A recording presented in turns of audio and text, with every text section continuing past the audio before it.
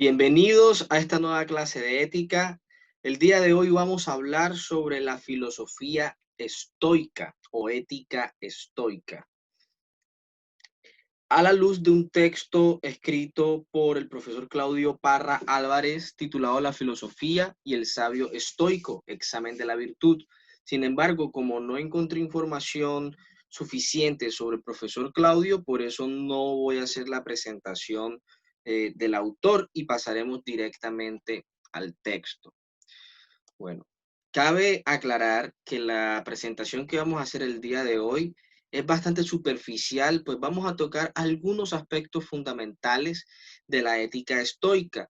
Y antes de comenzar, solamente para tener en cuenta algunos datos generales, como por ejemplo que el estoicismo fue fundado por Zenón de Sitio en el siglo IV antes de Cristo y en general podríamos dividir el estoicismo en tres etapas: el estoicismo antiguo, el estoicismo medio y el nuevo. En la lectura del profesor Parra vamos a ver que se hace mayor alusión al estoicismo nuevo cuando hablamos de Séneca, entre otros pensadores de la época en el Imperio Romano. Y vemos también que los campos de estudio del estoicismo consisten en la física, la lógica y la ética. Bien. Para los estoicos es fundamental que cada individuo conozca todo aquello que le permita alcanzar la felicidad. Es decir, que debe ser consciente de lo que necesita para poder ser feliz. Pero esta felicidad es entendida por los estoicos más que todo como una felicidad interior y sugieren no fijarse tanto en el goce de las cosas exteriores. En este sentido, la filosofía adquiere una imagen o más bien una función práctica en la medida de que el estoico encuentra en la filosofía una guía para vivir y no se persigue otra utilidad sino el vivir bien. En este sentido, podemos decir que los estoicos no veían la filosofía tanto como una ciencia, sino como un estilo de vida. Debido a que la filosofía tiende a la virtud, es preciso entonces abandonar cualquier ocupación para dedicarse de lleno a su estudio. Y por eso es que hablamos de la renuncia. Un requisito impuesto por los estoicos para el estudio de la filosofía era la renuncia a las riquezas. Y a cambio de esta renuncia, las personas eh, adquirirían eh, un goce interno, ¿sí? Como una felicidad interior. Lo que se busca no es tanto la felicidad en las cosas materiales y en la riqueza, sino una felicidad interna. Entre los beneficios que ofrece la filosofía al individuo encontramos que abre caminos que nos conduce hacia la vida feliz, nos ayuda a clarificar los hábitos de nuestra vida y a ordenar nuestros pensamientos. Por un momento, fijémonos en el segundo de estos beneficios, en el clarificar nuestros hábitos. Por lo general, nosotros eh, vivimos a partir de nuestras costumbres, de nuestros hábitos, pero pocas veces reflexionamos sobre lo positivo o lo negativo de nuestros hábitos, ya sea a nivel alimenticio, a nivel físico, a nivel intelectual, espiritual, etcétera. Entonces, es importante que seamos conscientes que una forma para mejorar nuestros hábitos no solamente sería el estudio de la filosofía, sino la práctica de la filosofía. De nada sirve conocer la teoría si no se lleva a la acción. Según los estoicos, una de las virtudes más importantes del filósofo es la de aportar algo nuevo al conocimiento. Y esto es realmente complicado, porque lo más fácil es repetir lo que otros han dicho, y eso es algo muy común en la filosofía. Abundan los profesores de filosofía, pero ¿Cuántos son filósofos realmente? Entonces, de lo que se trata aquí, la invitación que nos hacen los estoicos, y es una cuestión muy, muy difícil, es aportarle algo nuevo al conocimiento. Quizá en la ciencia y en la tecnología sea mucho más fácil innovar. El reto a nivel filosófico es aportar algo nuevo al pensamiento y no repetir tanto lo que otros han dicho. Pero también es importante tener en cuenta que no podemos innovar sobre la nada. Todo lo que creamos, todo lo que aportamos, todo lo novedoso parte siempre de algo anterior.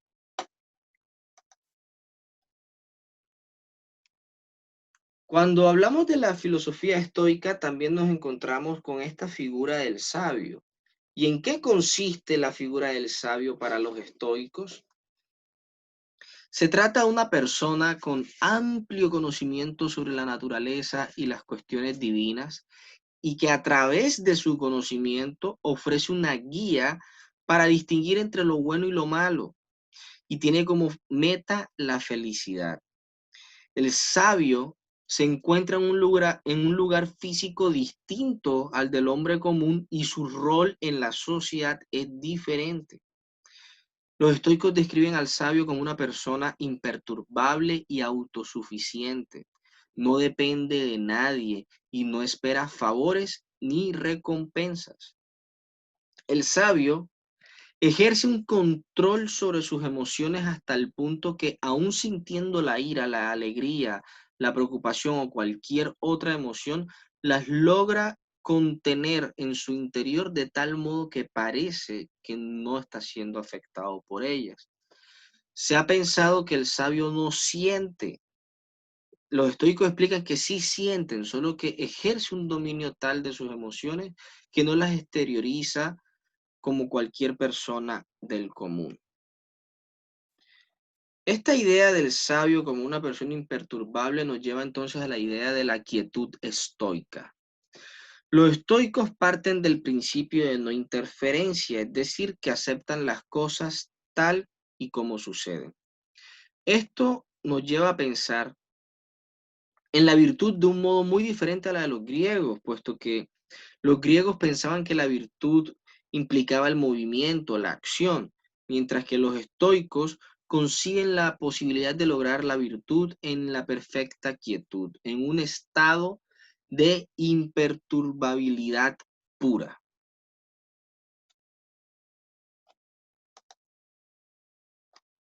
Libertad y destino. Todo está determinado. El concepto de libertad es problemático en los estoicos porque ellos consideran que el destino es inevitable y que no hay nada que podamos hacer para cambiarlo. Por eso es necesario aceptar las cosas tal y como suceden. Lo que nos lleva a pensar entonces, ¿existe la libertad para los estoicos? ¿En qué consistiría esta libertad? Si todo lo que sucede, todo lo que elegimos obedece a una serie de causas determinadas y si el estoico no busca riquezas ni honores, tenemos entonces que lo único que le pertenece al estoico es su propio pensamiento. Y si sus acciones ya se encuentran atravesadas por un determinismo del cual no puede escapar, entonces la libertad sería no solo una creencia subjetiva, sino una libertad de juicio, una libertad de pensamiento. Solo hay libertad en el pensamiento. Profesor Parra nos presenta al final del texto esta sección sobre el estoicismo como una doctrina de la resistencia. ¿En qué consistía el contexto histórico y social que vivieron los estoicos de este último periodo, de esta última etapa? Estamos hablando de una época de crisis llena de amenazas. En la sociedad abundaban sectas y grupos religiosos. La fusión grecorromana, cuando el Imperio Romano conquista Grecia, esto genera un estilo de vida completamente diferente al cual estaban acostumbrados los griegos. Se exagera la voluptuosidad, se acentúa el individualismo y la vida social pasa a girar en torno a la satisfacción de los placeres físicos. No estamos diciendo que los griegos no hacían estas cosas, pero se lleva a otro nivel. Además, el gobierno del Imperio Romano pasa a manos de hombres con poco talento intelectual y con un, más bien con un precario sistema emocional. Tenían emociones completamente desequilibradas. La búsqueda del poder se tiñó de mucha violencia y el derramamiento de sangre se volvió algo muy común. Durante este periodo, el imperio romano fue gobernado por hombres desquiciados como Claudio, Calígula y Nerón. Basta con averiguar un poco o ver algunas películas para que nos hagamos idea de cómo gobernaban estos personajes. De esta manera, todo sentido moral fue abolido en la sociedad y para alcanzar el goce, cualquier camino era bueno. Es decir, la humillación, la denigración, la deshonra, la deuda, el vicio, la corrupción política y cualquier otra artimaña.